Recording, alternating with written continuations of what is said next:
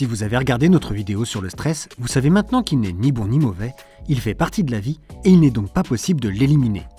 Alors comment on fait? Tout d'abord, il faut pouvoir identifier son stress ainsi que les cercles vicieux qui nous guettent quand on est face à une situation stressante. Exemple.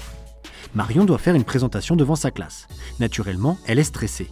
Elle se dit qu'elle n'y arrivera pas, que tout le monde va se moquer d'elle. Ses pensées vont générer des émotions, de la honte, de l'angoisse. Et ces émotions vont elles-mêmes avoir une incidence sur son comportement. Les mains qui tremblent, la bouche sèche, une accélération du rythme cardiaque. Et au final, Marion a deux solutions. Soit se confronter à la situation et faire sa présentation malgré tout, soit fuir la situation et ne pas entrer dans la salle.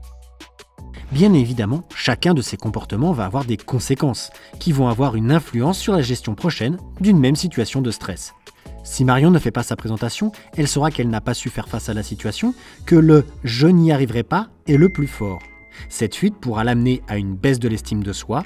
La fois suivante, face à une situation de stress identique, elle sera de nouveau dans la même difficulté, risque encore de fuir, etc. etc. C'est ce que l'on appelle entrer dans un cercle vicieux. L'idée pour bien gérer le stress est donc de travailler soit sur ses pensées, soit sur ses émotions, soit sur ses comportements pour sortir du cercle vicieux.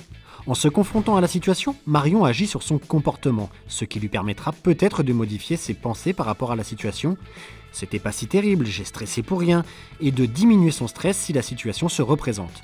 Elle aurait pu aussi gérer son stress en s'entraînant à la relaxation. Il existe de nombreuses méthodes pour gérer son stress. Toutes sont efficaces, mais pas pour toutes les situations ou pour toutes les personnes. Il n'existe pas de baguette magique, il faut essayer et voir ce qui nous convient en fonction des situations. La base d'une bonne gestion du stress, c'est déjà d'avoir une bonne hygiène de vie. Manger sainement, bien se reposer, avoir une activité physique adaptée. Et surtout, le maintien chaque jour d'activités plaisantes, pas nécessairement longues, qui sont autant de facteurs qui nous aideront à gérer notre stress.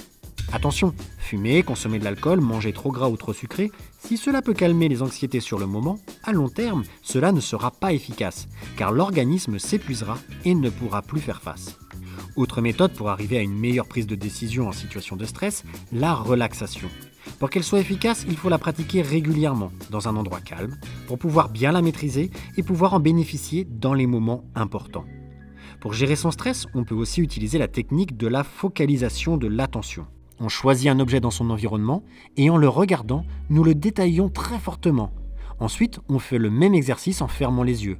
L'idée est par cette technique de mettre à distance les pensées et émotions sources de stress. Enfin, on peut essayer de travailler sur nos pensées pour relativiser une situation que nous interprétons comme stressante. Par exemple, si dans la rue, j'identifie un bruit derrière moi qui me fait penser que je suis suivi par quelqu'un de malveillant, je peux aussi essayer de trouver une autre explication. Par exemple, me dire que ce sont des copains qui me suivent et essayer de m'amuser de la situation. C'est ce qu'on appelle les pensées alternatives qui nous permettent de prendre du recul et d'agir ainsi directement sur notre stress. Ces pensées alternatives sont des hypothèses possibles à prendre en considération. Une des méthodes afin de trouver ces hypothèses est de se poser 3 questions. Que penserait un ami bienveillant dans la même situation ?